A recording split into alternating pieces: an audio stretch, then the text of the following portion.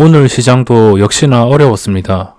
시장이 한 방향으로 흘러가지 않고 계속적으로 상승 하락을 반복하다 보니까 이렇게 되면 결국에는 하락으로 갈 확률이 높아집니다. 오늘은 고기 잡는 방법에 대해서 이야기를 해보겠습니다.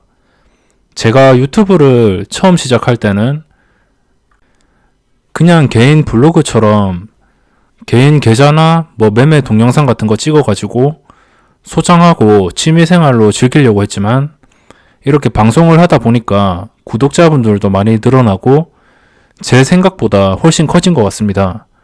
저는 주식을 하면서 유튜브를 하면서 몇 년 만에 많이 모여봤자 한 5,000명 되겠지 이렇게 생각을 했습니다. 근데 그 예상보다 훨씬 많아졌기 때문에 이 채널의 영향도 커지고 있습니다.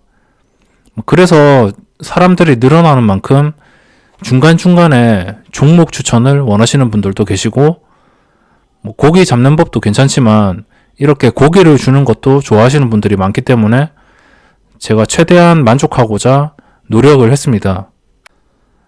그래서 지금이라도 처음 시작 목적과 너무 어긋나게 흘러가지 않기 위해서라도 제대로 해야 될 것 같습니다. 제가 분명히 이렇게 유튜브에서 영상을 찍으면서 어떤 종목이 좋아 보인다, 이거는 오를 것 같다, 이렇게 언급을 하다 보면 그 종목으로 자연스럽게 저를 무조건 믿고 돈이 몰릴 수도 있습니다. 제가 아무리 순수한 의도로 내놓는다 하더라도 모든 사람을 100%는 만족시킬 수 없는 것 같습니다. 게다가 요즘엔 변동성도 매우 강하고 윗꼬리도 상당히 많이 달리기 때문에 수익 낼 사람들은 내겠지만 바빠서 체크 못하는 사람들은 오히려 손실을 볼 수 있는 상태가 되어버리기 때문에 불만이 생길 수도 있는 것 같습니다. 알서포트도 보면 오늘 이걸 보고 느꼈습니다. 이게 장중에 10%가 올랐거든요. 오전장에 출발하자마자 강하게 10%까지 올랐습니다.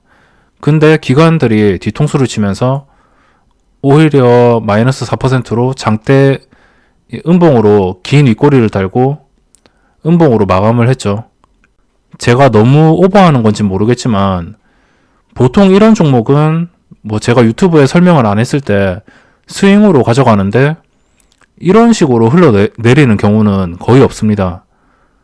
윗꼬리가 달리는 경우는 있겠지만 이렇게 마이너스까지 가서 이런 상태가 되는 것은 정말 보기가 드문데 이런 상태가 되어버렸습니다. 그리고 이것도 보면 공시가 나왔더라고요. 자기 주식 처분 결정이라고 공시가 나왔는데 이게 떨어질 공시인가 이렇게 생각이 들기도 하고, 그런데 기관들이 오늘 30만 주와 외국인의 20만 주까지 쌍끌이 매도가 나와서 이렇게 폭락을 했습니다. 그래서 제가 아무리 순수하게 종목을 언급한다 하더라도 유튜브 채널이 커졌기 때문에 분명히 이것을 역이용하는 사람들도 생길 것이고 제 상상일지 모르겠지만 공매도 세력이 모여가지고 오히려 제가 언급하는 종목만 내려 찍을 수 있습니다. 이런 식으로 제 너무 좀 과한 상상이겠지만 아무튼 역이용하는 사람들이 생길 것이고, 최악의 상황에는 시세 조종이니 선심매니 이런 말들이 나올 수 있기 때문에 최대한 종목을 추천하는 방향보다는 다른 방향으로 잡고 싶습니다. 물론 어떤 종목을 추천해서 그 영상을 보는 모든 분들이 100% 수익을 나면은 무조건 하겠지만 각자 매수 시점도 다를 것이고, 이 종목을 언급하면은 한호가에 이 물량이 제한되어 있는데 많은 사람들이 갑자기 몰리면 이 시세가 확 변할 수 있기 때문에 이런 부분을 생각을 하면은 정말 신중해야 될 것 같고, 이런 변동성에 의해서 누구는 수익, 누구는 손실이 발생할 수 있기 때문에 더더욱 신중해야 될 것 같습니다. 그래서 종목을 대놓고 추천한다기보다는 이런 패턴의 종목은 좋다라는 것을 설명드리고 이런 상황에서 매매하는 게 유리하고 장 끝나고 제가 오늘 어떤 종목을 매매하고 어떤 부분 때문에 매매했는지 이런 것들을 설명드리면서 많은 사람들한테 종목을 보는 눈을 길러드리고 싶습니다. 어차피 주식시장이 그렇게 어려운 건 아닙니다. 정말 그렇게 어려운 게 아니기 때문에 어차피 하루에 매매하는 종목이 개인 투자자는 거기서 거기입니다. 뭐 별거 없거든요.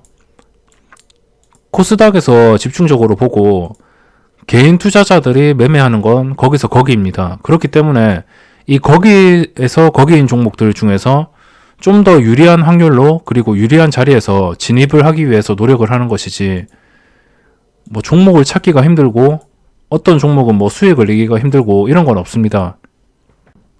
오늘 시장이 이렇게 하루 종일 눌려버렸죠. 하루 종일 거의 힘도 없었습니다. 어제는 목요일 날은 오르다가 금요일도 음봉으로 끝났고, 오늘 월요일부터 음봉으로 또 끝났고, 뭐 밑꼬리도 안 달립니다. 그냥 반등하려는 힘 자체가 없습니다. 이런 식으로 흘러가면 지수는 내려갈 수밖에 없습니다. 밑에서 끌어당기는 힘이 크다는 거죠.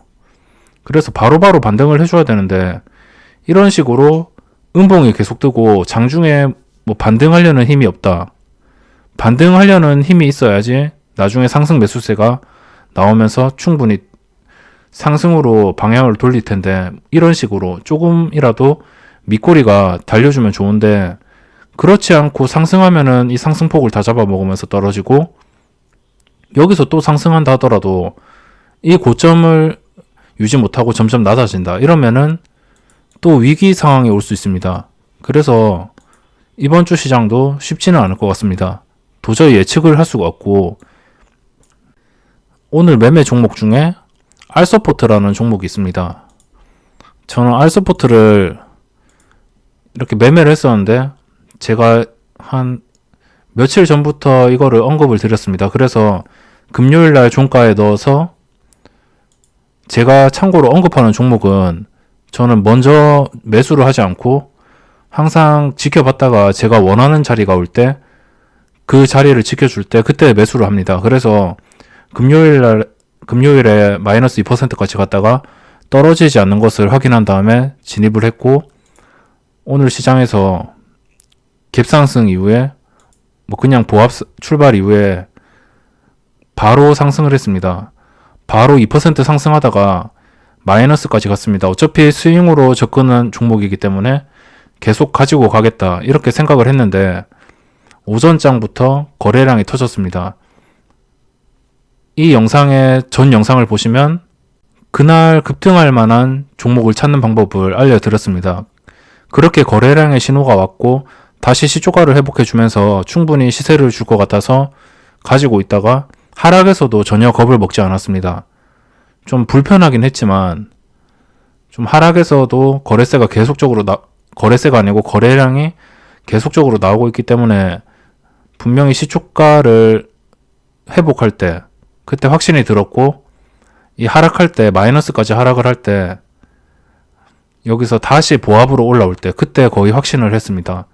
그리고 순식간에 급등해서 10%까지 올랐다가 이게 한 방에 무너졌습니다. 저는 항상 제가 먹고 싶은 양만 먹습니다. 제 매매 영상을 보신 분들은 아시겠지만, 어떤 종목이라도 조금 오르면, 제가 원하는 만큼 오르면은 일단 절반부터 매도를 합니다. 절반 매도했다가 상황을 지켜보고, 뭐 시장 상황이나 뭐 수급이나 여러 가지 뭐 차트, 호가창 여러 가지 상황들을 다 조합해가지고 그걸 판단을 해가지고 나머지 물량을 매도를 합니다. 오늘 시장을 보신 분들은 아시겠지만, 오전장부터 기관과 외국인의 양매도가 강했습니다. 그래서 도저히 투자 심리상으로 좀 스윙으로 진입을 했지만, 갑자기 올라 주었기 때문에 수익을 실현했고, 시장이 또 안 좋아질 것 같은 예감 때문에 수익을 실현할 수밖에 없는 상황이 온 것 같습니다. 그리고 이게 뭐 10% 올랐으면 20% 막 4,755원 고점을 뚫고선 5,000원 근처까지 좀 갔으면 좋았을 텐데, 이 하락 원인이 개인들의 강한 매수세와 그 개인들의 매수세를 이용해서 기관들이 먹튀를 했습니다. 제가 수급 강의에서 이렇게 키움증권이 강하게 들어오면 경계를 해야 된다고 했습니다. 아무리 좋은 종목이라도 키움증권이 들어오면 경계를 해야 됩니다. 물론 오늘 광동제약을 보시면 이렇게 갑자기 급등하는 종목, 이런 종목에서는 개인이 들어올 수밖에 없습니다. 이럴 때는 키움이 들어오는 게 당연하고, 이런 첫 상승에서는 그렇게 신경을 안 써도 되는데, 이렇게 눌림목이 충분히 형성되고 충분히 첫 상승 이후에 좀 시간이 많이 흐른 종목, 이런 종목들은 키움이 들어오면 거의 개인이라고 할 수 있겠습니다. 키움증권의 개인이 무조건 100% 개인은 아니지만 거의 개인이라 봐도 무방할 정도로 이 나타내는 수치가 너무 부담스러웠습니다. 저도 키움증권이긴 하지만 주식시장의 현실이 이렇습니다. 개인이 들어오면 수급적으로 밀릴 수밖에 없기 때문에 개인이 들어오면 주가가 하락하는 게 지금 주식시장의 현실입니다. 그래서 고점을 찍을 때 갑자기 개인이 정말 많이 들어왔죠. 그래서 개인이 들어온 뒤에 다시 나가지도 않고 계속적으로 매수가 이어졌습니다. 결국에는 기관들이 팔고 있었고, 기관들은 이 공시가 자기 주식 처분 결정, 이 공시를 어떻게 알았는지, 근데 이 공시가 악재인 건 모르겠습니다. 이 처분 주식이 거의 없거든요. 4,000주 정도 되는데 4,250원에 4,000주를 처분했는데 보시면 1,800만 원입니다. 처분 목적이 일부 임직원에 대한 보상금 지급, 상여금 지급, 이게 이유인데 도대체 이런 공시를 낸 의도가 뭔지 모르겠습니다. 그리고 저런 공시 때문에 주가가 떨어진 것도 이유를 모르겠고, 기관들이 왜 팔았는지 그것조차 의도를 알 수가 없습니다.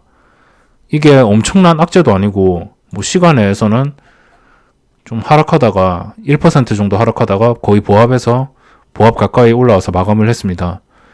이게 그렇게 큰 악재인가 생각이 들기도 하고, 근데 또 반대로 좀 자세하게 따져보면 상여금을 주기 위해서 자기 주식을 처분한다는 것은 그게 정상적인 태도는 아니거든요. 그렇기 때문에 이런 것도 악재라고 할 수 있나 생각이 들기도 하고, 오늘 이 종목이 정말 이상했습니다.